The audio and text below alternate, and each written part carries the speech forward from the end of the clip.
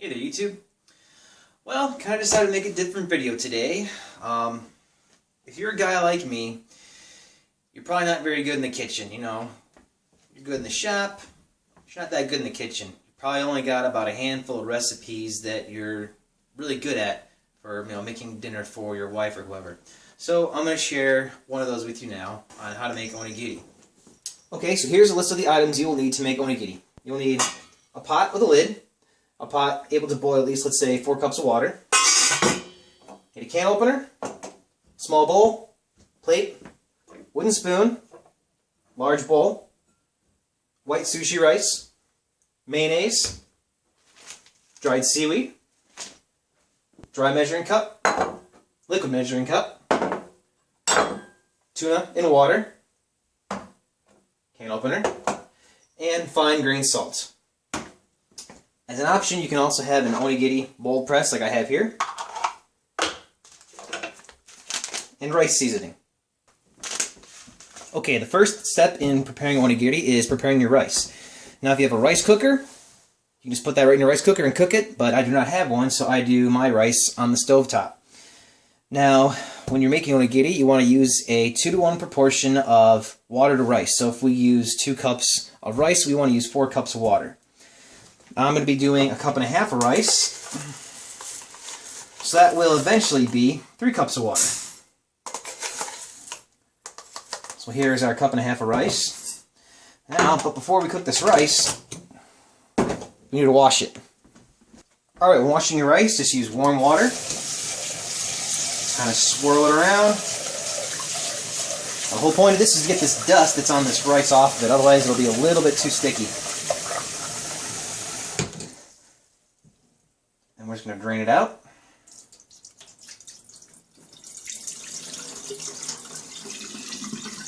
You're going to want to do this at least 3 times. More is fine.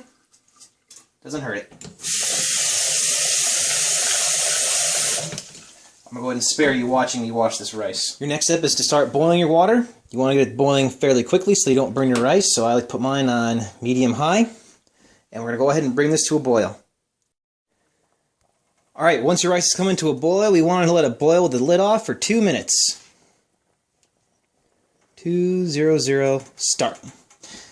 And during this time is when you want to stir your rice just a little bit occasionally to make sure it doesn't burn. Alright, after our 2 minutes, we want to turn our heat down to low. And then we cover it with a lid. Now we're going to set our timer for 20 minutes.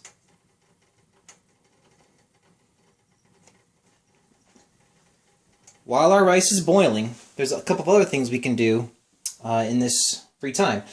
And that is to add our mayonnaise to our tuna.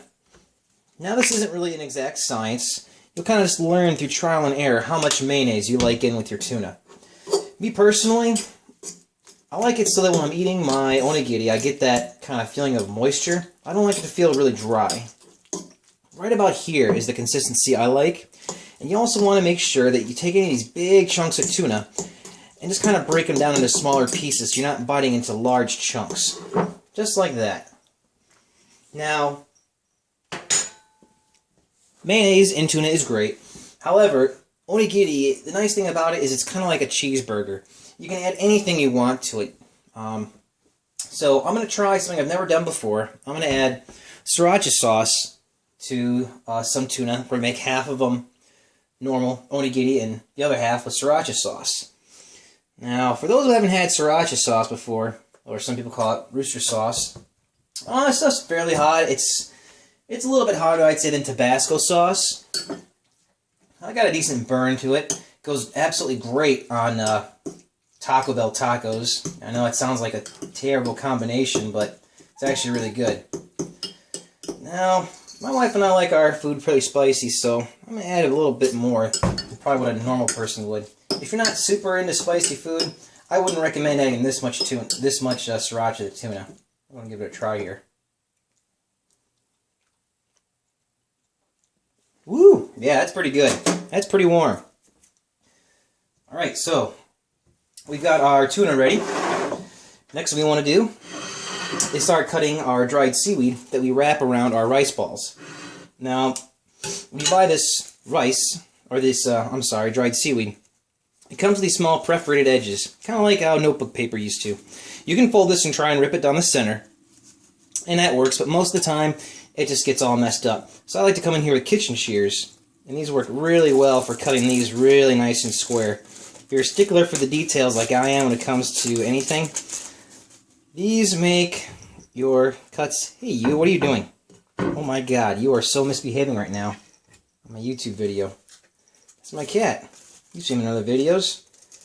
And this dried seaweed is his favorite treat in the world. So I'm absolutely torturing the poor guy right now. Alright. Usually about 3/4 of one of these strips is enough to do one piece of onigiri, so we got enough here set aside to do quite a few. Alright, and that's really all we can do while our rice is cooking. After our 20 minutes is up, we're going to turn our heat off completely. Going to move this to a cold burner. And we're going to let it sit there for another 20 minutes. Now the most important thing here is do not remove the lid. We want all of the steam to stay in here because the rice is actually still cooking. So after 20 minutes, this rice will be done. Alright, we only got a few minutes left on our rice. I'm going to go ahead and talk about this rice seasoning really quick. If you go to any typical Asian grocery store, you can usually find this stuff. If you're not really sure what you're buying, you can always look on the back, and because of mandatory nutritional labeling information, you can usually find an English description of what the product is on the back, as well as nutritional information. So a lot of these packs come with these little packages inside, like this. This is equal to about 1 tablespoon, and that is exactly how much you want per 1 cup of rice. 1 tablespoon of this seasoning for 1 cup of rice. So these seasoning packs are really handy. Now these usually taste salty and they have a little bit of seaweed in them, so if you use these, you don't always have to use the dried seaweed that I had just cut up a few minutes before. But I'm going to go ahead and use this. So there's about a minute left on our rice. I'm just going to go ahead and stop our timer. Take our wooden spoon. We're going to open this up and look at that. Beautiful, perfect rice. We're just going to sprinkle a little bit of this on and just kind of lightly fluff it as they call for in the directions. Just to kind of mix it in a little bit. Sprinkle in a little bit more. And mix it up again.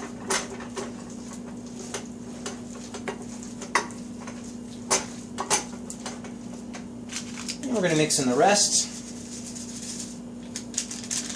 Now again, this is a cup and a half of rice, so actually I should be using a tablespoon and a half, but I found that this seasoning can be actually rather strong, and it'll actually expand as it heats up. Alright, we're going to put a lid back on so we want our rice to stay hot, and I'm going to show the next step. Alright, so this is going to be the last step in preparing our onigiri.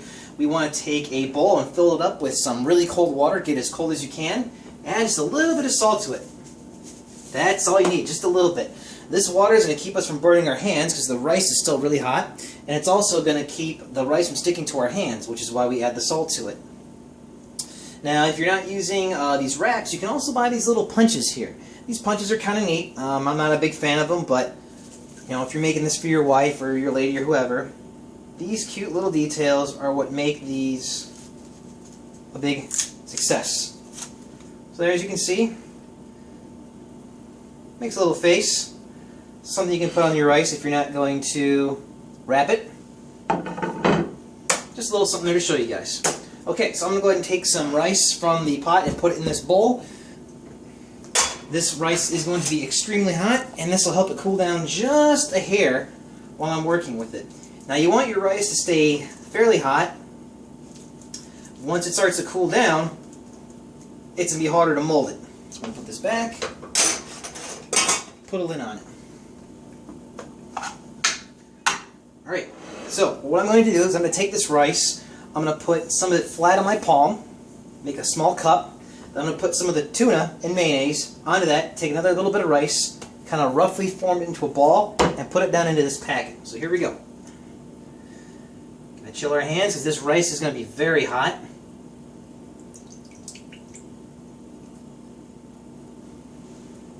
So I take some rice, not much, it's about enough to fit in your palm. It's still really hot. I should probably let it cool down a little bit more. That's about all you need. Take some mayonnaise and tuna. Man, that's hot. Woo-hoo-hoo-hoo-hoo. Now we're taking a little bit of rice. A little bit of rice, flatten it out. Form it into a ball, roughly. Just kind of like molding a ball of Play-Doh when you were a kid. Now make these as big or as little as you want. I kind of look at it as I'm molding it and I go, okay, I don't see any tuna poking out the sides. Okay, I see them right there. That's why I'm putting this rice on. I see how the rice starting to stick to my hands. Go ahead and put that in the mold. That's really hot. We're going to kind of rub our hands and get all that rice off it, cool our hands back down because this stuff is really hot.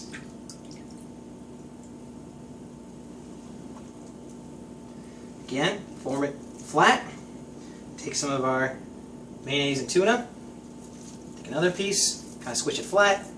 Put it right over on top. Form it roughly into a ball. Not that big.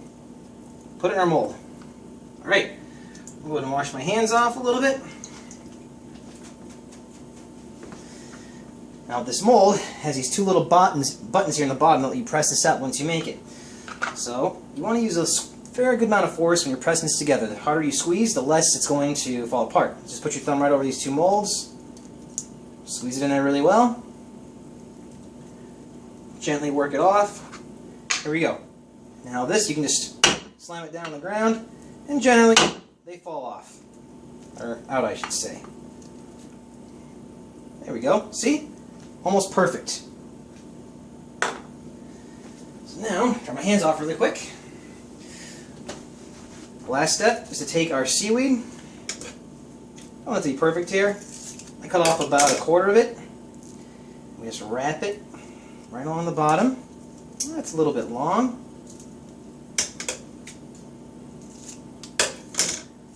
And right there. Piece of onigiri is all done. I'm going to go ahead and finish off the rest. So there you go. That's how you make basic onigiri. Looking back on this, I probably should have washed my rice a few more times. They came out pretty sticky. They usually fall right out of that mold. I should have used a little bit more of that seasoning. As you can see, it turned out kind of sparse, all these little orange spots, so I just sprinkled some more of the seasoning on top to give it a little bit more flavor. But, I mean, that's a 1.5 cups of rice, and that made 8 beefy, thick pieces of onigiri. I mean, I usually don't make them this thick. But, you know, kind of fun to make them that thick. And that's a lot of food right there. I suggest eating these right away. These don't keep very well in the refrigerator. They don't go bad, but they just lose a lot of their flavor once they start getting really cold. These are meant to be eaten cold, not hot. So you can just let them sit out for a few minutes and then they'll be ready to eat.